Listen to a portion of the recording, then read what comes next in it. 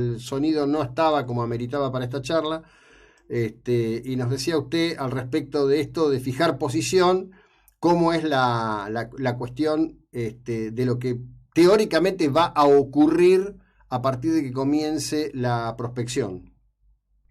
Bueno, lo que sabemos objetivamente es que lo que el gobierno, el Estado Nacional, a través de su gobierno, ha autorizado es a la etapa de exploración, ¿sí? De la cuenca, de tres cuencas, una de ellas llamada Norte, con distintos números denominadas, todas ellas situadas a más de 300 kilómetros de la costa continental.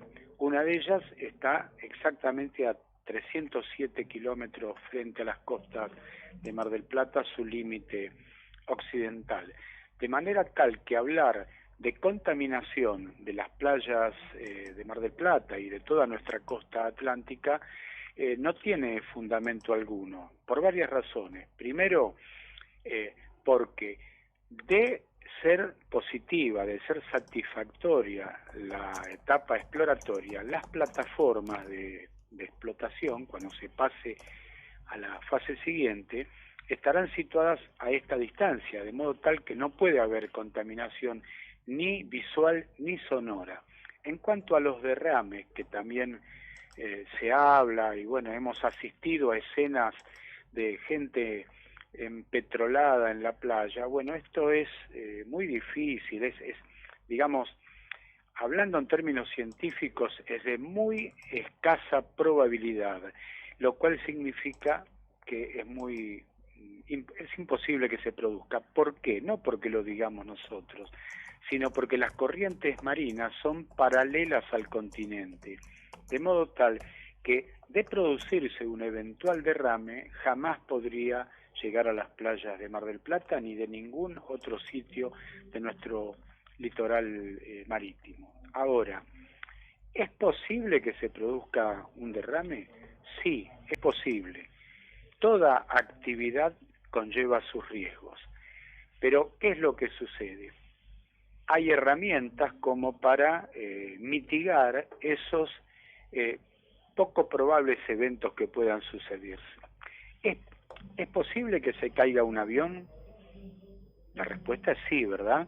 Ujú. Puede caer un Sí, avión. sí, Sin obvio. embargo, las medidas de seguridad que tiene la aeronavegación son de las más rigurosas.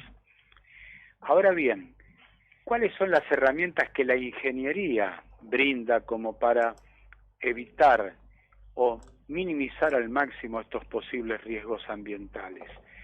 Está lo que se denomina el estudio de impacto ambiental y luego los planes de gestión ambiental.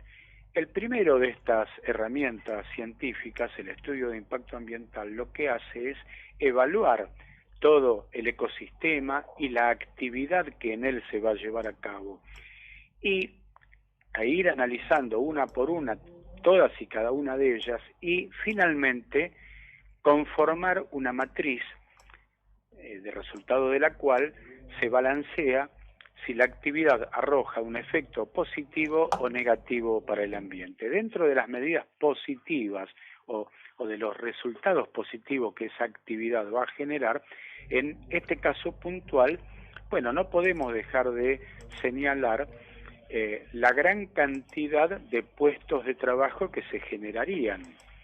Y no podemos dejar de señalar que la base de operaciones para atender la actividad de estas eventuales actividades de las plataformas offshore sería precisamente la ciudad de Mar del Plata, que tanto padece de desocupación y de crisis de inseguridad. No les voy a hablar a ustedes de estos Ujú. temas.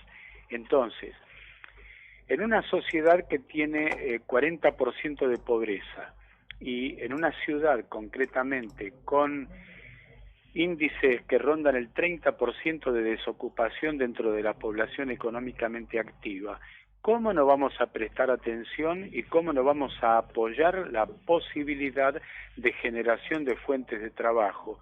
No solo para los ingenieros en muchas distintas especialidades, sino también para todos los sectores productivos. Estas actividades petroleras requieren del trabajo de muchas pymes que tendrían que radicarse allí, en los parques industriales de Mar del Plata. Sería imprescindible ampliar el puerto, extender la red ferroviaria, la red de autopistas, como para abastecer la enorme cantidad de insumos que requerirían estas actividades. Ni hablar del ingreso de divisas. Solo por regalías e impuestos se estima en 4.700 millones de dólares diarios. La producción de 200.000 barriles de petróleo diarios solo en esta cuenca nos habla del enorme potencial que esta actividad de cualquier modo, si usted me permite, no hay nada que asegure que eso va a ser así. Hasta ahora Perdón, no escucho bien. Que no hay nada que asegure que eso va a ser así, porque para eso se va a hacer la prospección. Se supone que que tiene que haber una continuidad de lo que se halló en las costas de Brasil. Por supuesto. Todo es hipotético por ahora. Por eso decimos, de ser satisfactoria, de ser positiva la etapa exploratoria, recién se pasaría a esa etapa. Pero como dicen los chinos, un camino de 5.000 kilómetros se da comienzo con un paso, ¿no es cierto? Sí, sí. Primero hay que hacer la exploración. Primero, digamos que antes de este decreto del Poder Ejecutivo Nacional que autorizó la etapa esta de exploración, hubo un llamado a concurso internacional realizado por el anterior gobierno, allá por el año 16. Entonces acá también tenemos que hablar de que es tan importante esto que conlleva una política de Estado. Por eso es que no entendemos algunos sectores que sin fundamentos serios se oponen a la etapa de exploración. Sí, bueno, a ver, en principio, hay una cuestión de carácter ideológico, esto está claro. En Argentina aparentemente es el único país del planeta donde no se puede hacer prospección petrolera, no se puede hacer explotación minera como se hace del otro lado de la cordillera para los mismos minerales. Los grupos que interactúan, estoy convencido que son los mismos, creo que son grupos profesionales que interactúan. Y también hay una opinión pública que hoy es relativamente fácil de ser llevada de la nariz. Lo que pasó en estos días, en verdad, en términos de comunicación, es penosísimo. Porque se convalidaban dichos de Greenpeace que no soportan 3 preguntas en un cuestionario periodístico serio. Pero bueno. Es muy correcto. Usted da con el martillo en el clavo. Estos mismos grupos son los que aproximadamente 10 años atrás decían que la explotación de los yacimientos carburíferos de vaca muerta no convencionales iban a producir la contaminación del acuífero. Aclaremos que el acuífero está a menos de 100 metros de la superficie y el llamado fracking se hace a miles de metros de profundidad. También decían que iba a originar sismos. Bueno, nada de eso sucedió.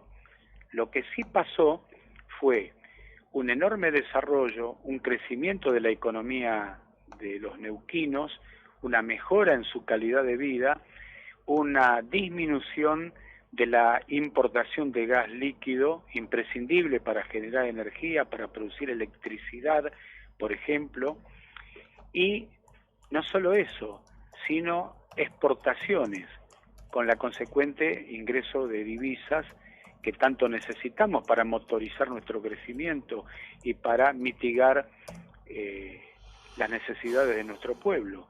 Entonces, nosotros queremos lo mismo para los bonaerenses. Queremos crecimiento para nuestra provincia, queremos trabajo, no solo para los ingenieros, sino para todos los bonaerenses, y no nos cabe duda de que esto generaría miles y miles de puestos de trabajo bien remunerados. Sí, no, sin duda estamos hablando de empleo de calidad y además de empleo de calidad, volumen de empleo en este sentido. Bueno, le agradezco nuevamente, que tenga una buena jornada, gracias por estos datos. Igualmente, un gusto haber hablado con ustedes. Bueno, seguimos en un instante nosotros, quien estaba era Norberto Beliera, presidente del Colegio de Ingenieros. Diana dice, seguimos sin agua, Elcano y José Martí.